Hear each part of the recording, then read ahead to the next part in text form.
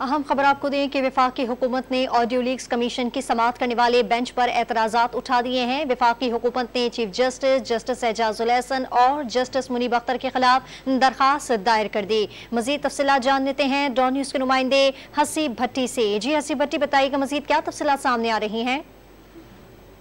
देखिए, कल audio leaks commission का के खिलाफ जो समाअत है 5 रुकनी बेंच ने करनी है, उससे पहले आज हुकूमत की जानिब से इसके ऊपर एतराज़ात उठा दिए गए हैं और इस हवाले से दरख्वास्त जमा कराई गई है, जिसमें नया बेंच तश्कील देने की इस्तदा की गई है।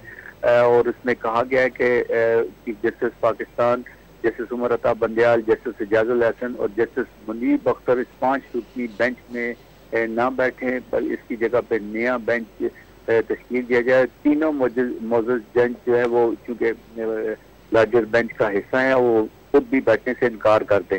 26 मई की समाअत के दौरान चीफ जस्टिस पर उठाए गए एतराज की पज़ीराई नहीं दी गई। दरख्वास्त में यह कहा गया है इंक्वायरी कमीशन के सामने एक ऑडियो चीफ जस्टिस की खुशदामद से मुतल्लिका है। अदालती फैसलों और जजेस के कोड ऑफ कंडक्ट के मुताबिक जजेस अपने रिश्तेदारों का मुकदमा नहीं सुन सकते, ऐसा कहना है दरख्वास्त के अंदर। माजी में अरसलान इफ्तिखार केस में चीफ जस्टिस इफ्तिखार चौधरी ने एतराज पर खुद को बेंच से अलग कर दिया था।